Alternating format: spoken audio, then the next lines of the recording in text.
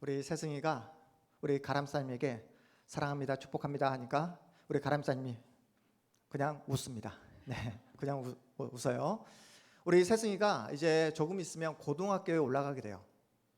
네, 고등학교에 올라가게 됩니다.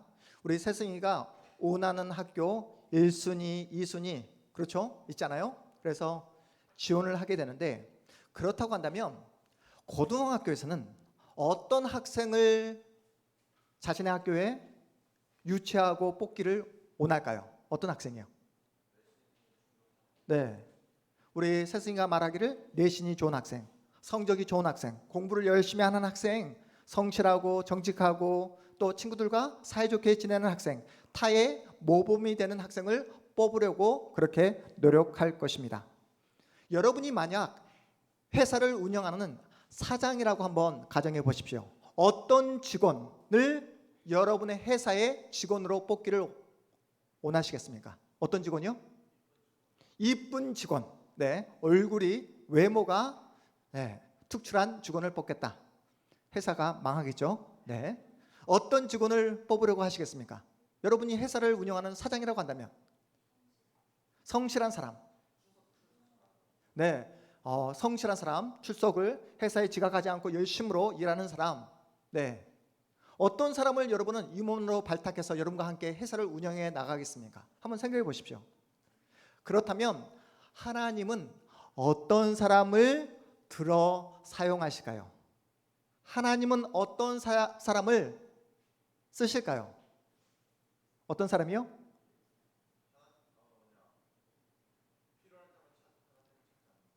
필요할 때만 하나님을 찾지 않는 사람은, 네, 신실한 사람, 한결같은 사람, 그런 사람을 하나님께서 쓰실 것 같다. 그렇다면 하나님은 돈이 많은 사람과 돈이 없는 사람 중에 어떤 사람을 쓰실까요?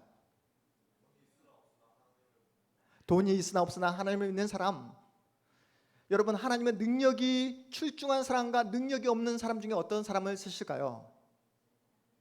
우리가 생각하기에는 하나님은 돈이 많고 스펙이 좋고 능력이 좋고 외모가 뛰어난 사람을 하나님은 사용하실 것이다. 하나님께서 명령하시면 뭐든지 척척 그 명령을 수행할 수 있는 그런 준비된 사람을 하나님이 사용하실 것이다 라고 생각하신 분들이 우리 주변에 많이 계십니다. 여러분, 하나님은 준비된 사람을 쓰신다라는 이 명제가 맞을까요? 틀릴까요? 하나님은 준비된 사람을 사용하신다라는 이 명제가 맞을까요? 틀릴까요? 우리는 능력이 준비되어지고 언제든지 하나님께서 말씀만 하시면 헌금을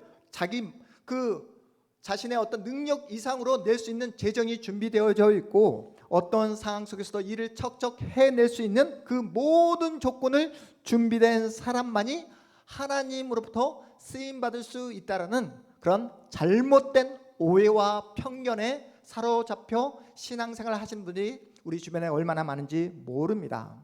하나님은 우리의 능력보다, 우리의 실력보다, 우리의 외모보다 우리의 무엇을 보시는 분? 우리의 마음의 중심을 보시는 분이 우리가 믿는 하나님인 줄 믿으시기 바랍니다. 오늘은 우리가 성령의 9가지 열매 중 몇 번째 열매? 7번째 열매인 충성에 대해서 함께 나누고자 합니다. 우리 충성의 열매를 나누기 전에 한번 복습해 볼까요? 우리 성령의 9가지 열매 중에 첫 번째 열매가 무엇이었죠? 사랑. 두 번째가 희락, 기쁨에 대해서 우리가 함께 나눴습니다. 세 번째 열매가 무엇이었죠? 화평, 평화에 대해서 우리가 함께 나눴습니다. 네 번째 열매가 무엇이었죠? 오래 참음에 대해서 우리가 함께 나눴죠. 우리가 지난주에 5번째, 6번째 열매에 대해서 우리가 함께 나눴습니다. 5번째 열매가 무엇이었죠? 자비. 6번째가 양선. 그리고 오늘 7번째 열매인 충성이라는 열매에 대해서 함께 나누고자 합니다. 우리 충성 한번 볼까요? 충성, 언어로 보면 뭐라고요? 언어로 보면 피스티스. 우리 따라해 보겠습니다. 피스티스. 우리 절대 이제 잊어버리면 안 돼요. 피스티스. 우리 헬라어 언어로 보면 충성이라는 이 단어는 피스티스라는 단어로 나옵니다. 피스티스라는 이 단어의 뜻은 신실함이라는 단어의 뜻이에요. 신실함. 영어로 말을 하면 우리 세성아 영어로 써있죠? 뭐라고 써있죠? 네. 우리 faith가 무슨 뜻이죠? faith 믿음이라는 거잖아요. faithful 그러면 믿음이 충만한, this 붙여서 신실함. 네, 이것이 바로 충성이라는 뜻이라는 거예요. pistis. 네, 영어로 하면 faithfulness. 네, 그런데 하나님 앞에서 충성스러운 사람의 특징은 어떤 특징을 가지고 있을까요? 환경 때문에 좌절하거나 조건 때문에 체념하는 사람이 아니라 어떤 환경과 조건이 나에게 찾아온다 할지라도 한결같이 하나님을 바라보며 한결같이 하나님을 의지하며 신실하게 그 자리를 지키는 사람이 바로 하나님 앞에서 충성스러운 사람이다라고 말씀하고 있는 것입니다. 하나님은 여러분의 재능, 능력, 실력에 관심이 없어요. 여러분이 이 세상에서 얼마나 많은 스펙을 가졌느냐에도 관심이 없습니다. 연봉이 얼마인가, 세상에서 얼마나 많은 인정과 또 세상에서 얼마나 많은 성공을 이뤘는가에도 하나님은 관심이 없습니다. 하나님께서 여러분에게 관심 갖는 것은 오직 하나, 여러분에게 허락하신 오늘 하루를 어떻게 하나님 앞에서 신실하게 한결같이 하나님을 바라보고 있는가, 얼마만큼 하나님을 의지하고 있는가, 얼마만큼 하나님 앞에서 신실한 하나님의 자녀로 그 자리를 지켜내고 있는가에 하나님은 관심을 두고 계십니다. 한마디로 피스티스, 충성은 여러분의 마음의 태도를 말하는 거예요. 마음의 태도. 여러분, 맡은 자에게 구할 것은 무엇이죠? 맡은 자에게 구할 것은 능력, 실력, 재능이 아니라 충성이라고 말씀하고 있습니다. 작은 일에도 충성을 다해 하나님 앞에 서는 그러한 마음의 태도를 하나님께서 보고 계십니다. 오늘 갈라디아서를 지은 지은이, 저자가 누구죠? 사도 바울은 처음부터 이렇게 믿음이 좋은 사람이 아니었어요. 여러분이 잘 아시는 것처럼 사도 바울로 이름이 바뀌기 전에 이름이 무엇이었죠? 사울이었습니다. 사울의 이름의 뜻은 큰 자라는 뜻이에요. 어떤 뜻이요? 큰 자. 여러분, 구약 성경을 보면 이 사울의 이름을 가진 사람이 등장하잖아요.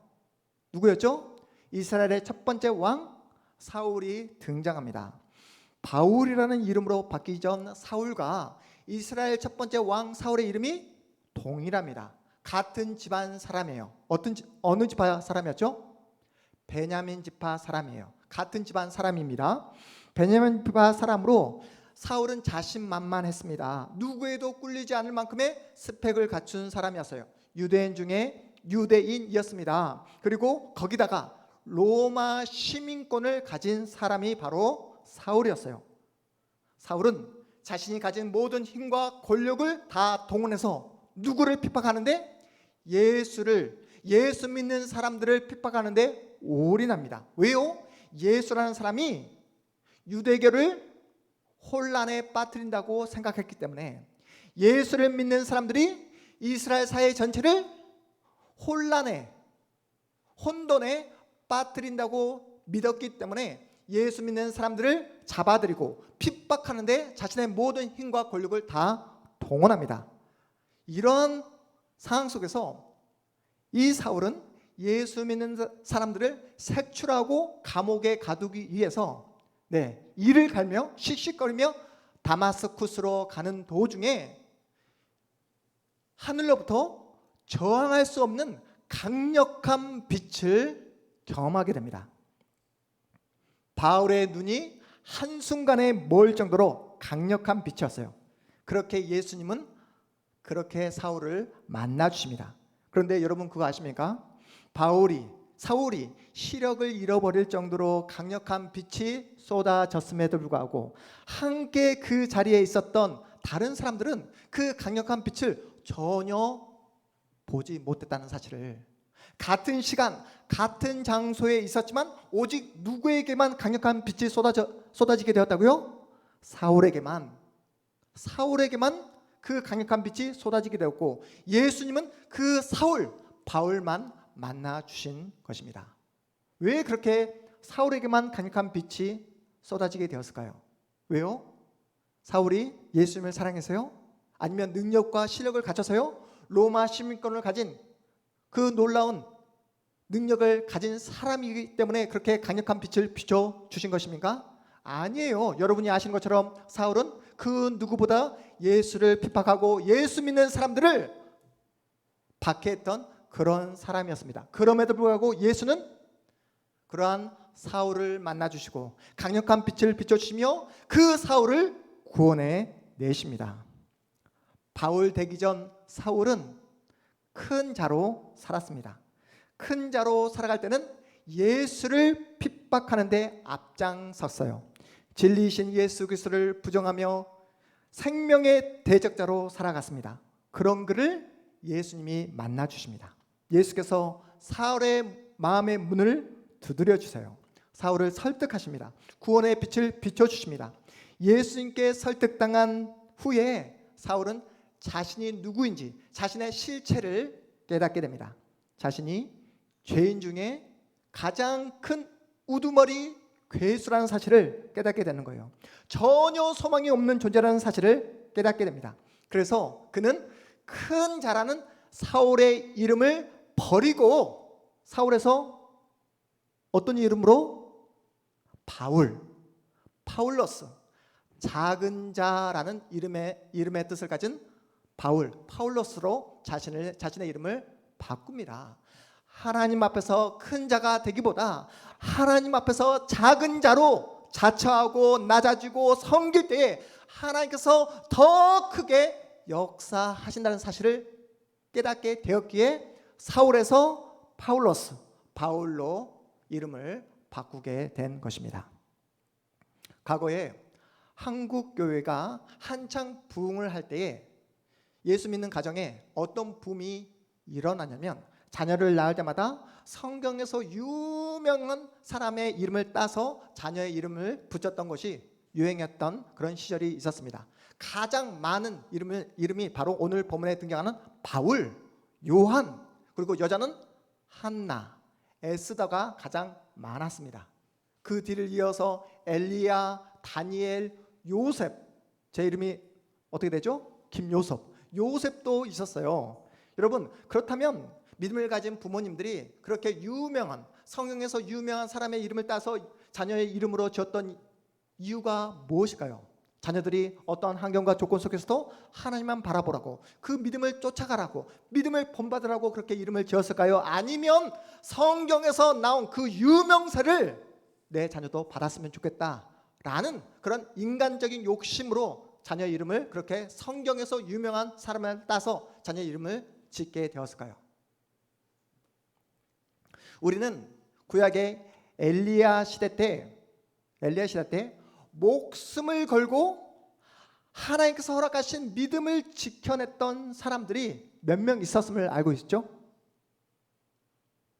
엘리야 선지자 한 명만 바알에게 무릎을 꿇지 않고 여러 명이 있잖아요. 몇 명으로 알고 있죠, 우리가? 70명. 엘리야가 이렇게 이야기합니다. 하나님 저만 남았습니다. 바알에게 무릎을 꿇지 않는, 하나님만 섬기는 그러한 하나님을 믿는 자가 저 혼자 남았습니다. 왜 저를 보호해 주시지 않습니까? 이세벨이 저를 죽이려고 지금 눈앞에 칼을 두고 있고 아방이 저를 잡아 죽이려고 혈안이 되어 있습니다. 왜 저를 보호해 주시지 않습니까? 라고 하나님 앞에 항변할 때에 하나님께서 엘리야를 향해서 이렇게 말씀하시죠. 엘리야야, 너 혼자만 남아있는 것이 아니라, 너 혼자만 바알에게 무릎을 꿇지 않은 것이 아니다. 내가 너뿐만 아니라 몇 명? 7천 명을, 바알에게 무릎 꿇지 않는 7천 명을 남겨놓았다. 너 혼자만이 아니다 라고 이렇게 말씀하신 것을 여러분이 기억하실 것입니다. 그런데 가정에서 보면 다 바울, 요한이라고 이름을 짓지 김칠천이라고 이름 짓는 가정 보셨습니까? 네, 7천. 이름이 나오지 않는다고 7천이라고 짓지 않아요. 왜 그럴까요? 왜 가정에서는 유명한 사람들만 자녀 이름으로 이렇게 짓고 왜 김칠천, 네, 최칠천이라고 짓지 않을까요? 왜요? 여러분, 믿음이 무엇일까요? 믿음. 여러분 믿음에 대해서 어떻게 정의를 하고 계십니까? 믿음이란 하나님께 설득당하는 게 바로 믿음입니다. 믿음이란 날마다 예수님께 설득당하는 게 바로 믿음이에요. 우리 믿음에 대해서 한번 볼까요? 다음, 믿음, 페이스, 하나님께 설득당하는 것. 아까 충성이 뭐라고 그랬죠? 피스티스의 어근이 바로 뿌리가 되는 단어가 페이도라는 단어입니다. 이 페이도라는 단어의 뜻이 설득을 당하다라는 뜻을 가지고 있어요. 설득을 당하다. 재승아, 네, 설득을 당하다. 용어로 하면 동사가 어떻게 되죠? 마지막. 네, 중학교 3학년 단어예요. 네, 네, 설득당하다. 이게 persuade, 네, 설득당하다라는 이 뜻을 가지고 있습니다. 하나님 앞에서 충성의 열매를 맺는 사람은 누구에게 설득당한 사람이라고요? 하나님께 설득당한 사람이라고요. 예수님께 설득당한 사람이 바로 하나님께 충성을 할 수 있다는 말씀입니다. 내 생각과 내 욕심을 내려놓고 두 손 두 발 다 들고 하나님께 항복한 자만이 하나님께 마음을 다해 충성을 할 수 있다는 거예요. 우리가 충성하면 이마에서 땀이 줄줄 흘리면서 교회에서 청소하고 교회에서 뭔가 봉사하고 헌신하는 것을 충성이라고 이해하잖아요. 충성하면 우리는 몸을 쉬지 않고 계속해서 몸을 움직이는 것을 충성이라는 그 단어의 이미지로 생각을 하고 있는데, 성경이 말하는 충성은 우리의 마음의 상태를 말한다고요. 마음의 상태, 하나님의 말씀에 설득당한 내 마음의 상태, 하나님의 살아있는 말씀 앞에 항복당한 내 마음의 태도를 충성이라고 말합니다. 하나님은 교회에서 땀 흘리며 봉사하고 수고하고 헌신하는 것보다 먼저 여러분의 마음의 상태, 태도가 하나님께 항복당하기를 원하고 계세요. 왜요? 내 힘으로 내 능력으로 땀 흘리고 봉사하는 것 여러분 얼마나 할 수 있겠습니까? 길어야 3개월도 채 가지 않습니다. 3개월도 채 가지 않습니다. 하지만 하나님께 항복당하고 하나님께 설득당하고 하나님께 충성할 때에 그 어떠한 자리가 나에게 주어진다 할지라도 그 자리에서 신실하게 한결같이 하나님 앞에서 충성을 다할 수 있는 하나님의 사람으로 살아갈 수 있다는 사실입니다. 하나님 앞에서 신실하게 꾸준히 하나님을 사랑했던 초대교회 교부였던 폴리갑이라는 사람이 있었습니다. 폴리갑, 여러분 기억해 두세요. 초대교회 교부입니다. 이 교부가 예수를 믿는다는 이유만으로 화형에 처하게 됩니다. 화형을 당하기 전에 주변 사람들이 회유합니다. 너 한 번만 예수를 부인하라고. 마음으로 부인하지 않아도 되니까 네 입술로만 예수를 부인하면 너를 살려주겠노라고 주변 사람들이 그렇게 회유하고 그렇게 계속해서 설득합니다. 그때 폴리갑이 했던 고백입니다. 우리 한번 다음 화면 볼까요? 폴리갑이 했던 고백, 우리 함께 읽어보겠습니다. 시작. 지난 80년간 예수님은 단 한 번도 나를 부인한 적이 없었는데 내가 어떻게 그분을 부인할 수 있단 말입니까? 내 몸에 잠깐만의 고통을 줄 이 불로 나를 겁주려 하지 말고 하나님을 대적하는 자들에게 예비된 영원한 지옥의 불을 두려워하기 바랍니다. 라고 고백한 후에 순교를 당했던 하나님의 사람이 바로 폴리갑이었습니다. 폴리갑과 동일한 마음으로 하나님을 섬겼던 사도 바울, 예수를 만난 다음 이 사도 바울이 어떻게 변하게 되는지 우리 사도행전 우리 20장 22절에서 24절까지의 말씀을 함께 보겠습니다. 22절에서 24절까지의 말씀 앞에 화면에 나와 있습니다. 22절부터 함께 읽습니다. 시작. 보라, 이제 나는 성령에 매여 예루살렘으로 가는데 거기서 무슨 일을 당할는지 알지 못하노라. 오직 성령이 각 성에서 내게 증언하여 결박과 환난이 나를 기다린다 하시나 내가 달려갈 길과 주 예수께 받은 사명 곧 하나님의 은혜의 복음을 증언하는 일을 마치려 하면은 나의 생명조차 조금도 귀한 것으로 여기지 아니하노라. 아멘. 사도 바울은 자신의 미래를 이미 알고 있어요. 자신의 미래 앞에 무엇이 기다리고 있다? 죽음이 기다리고 있음을 알고 있습니다. 그럼에도 불구하고 그 죽음을 향해서 뚜벅뚜벅 걸어가고 있습니다. 왜요? 그것이 바로 하나님께서 자신에게 허락하신 사명임을 알고 있었기에, 마음으로 하나님께 항복을 당했기에, 예수로부터 완전히 설득당한 예수의 사람이기에 충성하는 마음으로 죽음을 향해 나아가는 사도 바울의 모습을 우리는 볼 수 있습니다. 우리 주일학교 학생들 이제 여름 방학이 끝나고 개학을 하게 되었죠. 열심으로 공부를 하고 있습니다. 이렇게 더운데 이제 중간고사가 여러분을 기다리고 있어요. 여러분, 우리 학교에서 보면 공부를 잘하는 학생과 공부를 못하는 학생이 뚜렷하게 구별되잖아요. 그 특징이 무엇일까요?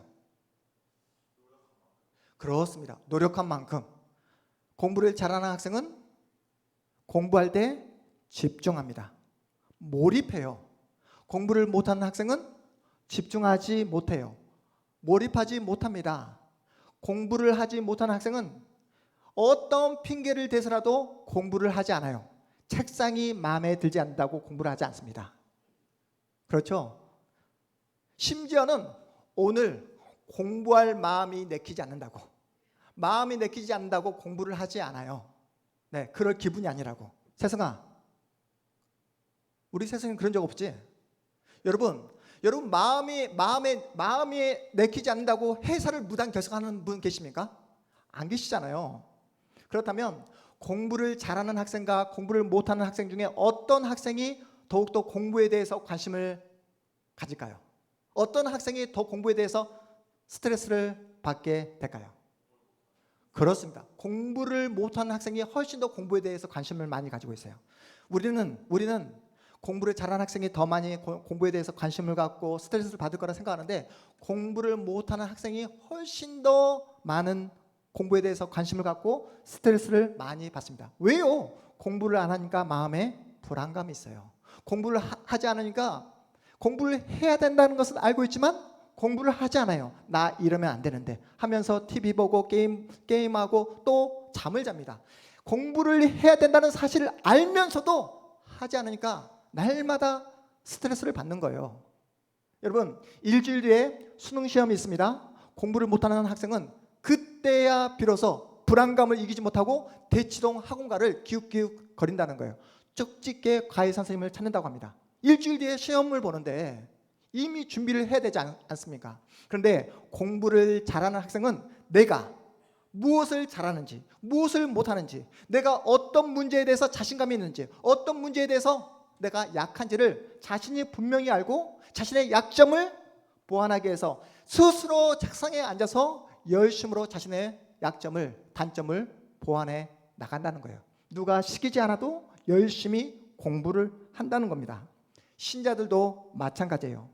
하나님 앞에서 충성스러운 신자가 되어야지, 마음만 먹지 하나님을 만나고 하나님과 교제하는 자리에는 끈질기게 나오지 않는 분들이 우리 주변에 얼마나 많은지 모릅니다. 우리 동탄 한마음교회 우리 성도님들은 하나님을 사랑하기에 하나님과 더 친밀한 관계, 더 깊은 그 관계를 맺기 위해서 날마다 그 은혜의 자리로 나오시는데, 우리 교회가 아닌 다른 타 교회에서는 하나님과 만나고 하나님과 친밀한 교제를 만나는 그 시간을 어떻게든 거부하고 반대하고 그렇게 자신의 시간으로 채우려고 하는 분들이 그렇게 많다고 합니다.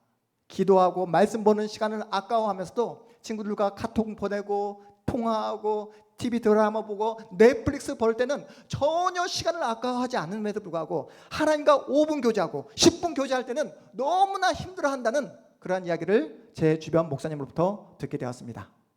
네, 우리 교회는 그런 분들이 한 분도 없는 줄 믿습니다. 여러분 아시잖아요. 여러분의 시간을, 여러분의 돈을 어디에 쓰는가에 여러분의 마음이 있다는 거예요. 그래서 사도 바울이 갈라디아서 6장에서 이렇게 말씀하고 있습니다. 우리 갈라디아서 6장 7절 8절 말씀 우리 함께 읽어보겠습니다. 시작. 스스로 속이지 말라. 하나님은 업신여김을 받지 아니하시나니 사람이 무엇으로 심든지 그대로 거두리라. 자기의 육체를 위하여 심는 자는 육체로부터 썩어질 것을 거두고 성령을 위하여 심는 자는 성령으로부터 영생을 거두리라. 아멘. 여러분은 2024년 1월부터 시작해서 8월 마지막 주일 이 시간까지 여러분의 삶 가운데 어떠한 씨앗을 심으셨습니까? 하나님 앞에서 충성스러운 하나님의 사람으로 살고 싶다. 말씀의 사람이 되고 싶다. 기도의 사람이 되고 싶다. 신실한 하나님의 사람이 되고 싶다 라고 마음 먹었다 해서 그러한 열매를 맺을 수 있는 게 아니잖아요. 저는 우리 동탄한마음교회 우리 성도님들이 세상에 썩어질 씨앗을 심는 사람들이 아니라 성경에서 말씀하고 계시는 성령의 씨앗을 심고 그래서 날마다 성령의 열매를 주렁주렁 맺는 우리 복된 하나님의 사람들이 다 되시기를 주님의 이름으로 축복합니다. 여러분 한 번뿐인 인생인데 하나님께 잘했다 칭찬받는 충성스러운 하나님의 사람으로 살고 싶지 않으십니까? 잠시 뜨거워졌다 다시 식어져 버리는 변덕스러운 신앙이 아니라 언제나 한결같이 신실하게 하나님을 사랑하는 충성스러운 하나님의 사람으로 살아가고 싶지 않으시냐고요. 저는 우리 동탄한마음교회 우리 온 성도들이 하나님 앞에서 충성스러운 신자들이 되었으면 좋겠습니다.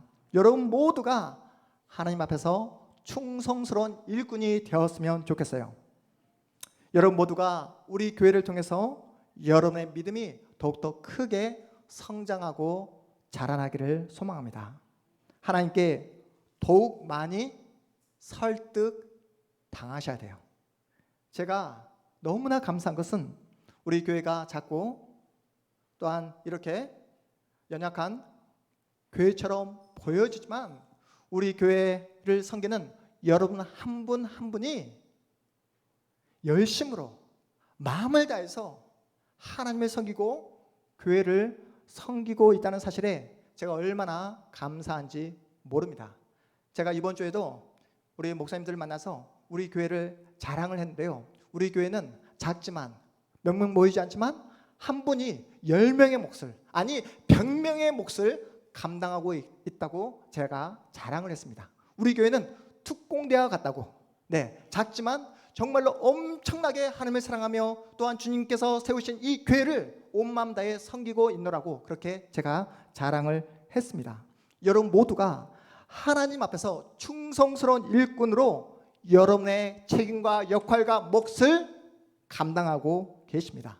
교사로, 찬양대로, 반주로, 우리 김충강 집사님은 매주 커피로, 설거지로, 기도로, 교회에서 청소로 봉사하는 여러분들이 계십니다.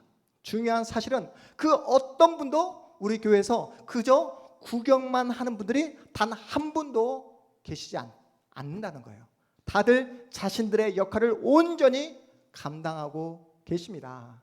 이러한 여러분의 모습을 볼 때 우리 주님께서 얼마나 기뻐하시겠습니까? 주님께서 피값으로 세우신 이 교회를 사랑하며 충성하고 계시는데 우리 주님께서 얼마나 만족하고 계시겠습니까? 예수께서 지금도 강력하게 일하고 계신다는 그 분명한 증거가 바로 이 자리에 앉아 있는 여러분 한 분 한 분인 줄 믿으시기 바랍니다. 여러분, 우리 동탄 한마음교회를 만나기 전 여러분이 교회에서 이토록 열심으로 충성을 다할 줄 여러분 스스로 생각해 보셨습니까? 우리 가람사님이 예전에 신앙생활 할 때 교회에서 반주하고 설거지하고 교회에서 어찌하든 뭔가 섬기려고 했던 그런 마음을 단 한 번이라도 가졌을까요? 제가 단언하건대 단 한 번도 나는 교회에서 반주할 거다, 교회에서 섬길 거다, 이런 생각을 가져본 일이 없었을 것입니다. 그런데 놀라운 사실은 매주 반주하며 매주 교회를 위해서 기도하며 주님의 교회를 섬기고 있다는 사실이에요. 여러분, 우리는 연약합니다. 우리는 세상적인 눈으로 볼 때 우리는 보잘것이 없어요. 내세울 곳이 없습니다. 우리는 큰 자 사울이 아닙니다. 하지만 작지만 연약하지만 부족하지만 하나님 앞에서 충성을 다하기 위해 파울러스 작은 자로 신실하게 최선을 다해 주님의 교회를 섬기고 있는 줄 믿으시기 바랍니다. 저는 여러분 모두가 하나님 앞에서 충성스러운 하나님의 사람으로 살아가셨으면 좋겠습니다. 부족하면 부족한 대로, 연약하면 연약한 대로 그렇게 하나님 앞에 나오셔서 하나님은 어떻게 역사하신다고요? 초라한 내 인생을 통해서도 얼마든지 하나님의 큰 일을 나타내실 수 있는 능력의 하나님인 줄 믿으시기 바랍니다. 하나님은 초라한 내 인생을 통해서도 일하고 계신다. 그래서 하나님의 높고 위대하심을 날마다 경험하고 맛보는 그 하나님의 그 위대하심을 세상 앞에 온몸으로 증명해 보이는 하나님의 신실하고 충성스러운 하나님의 사람들이 다 되어주시기를 주님의 이름으로 축복합니다. 우리 모두 자리에서 일어나겠습니다.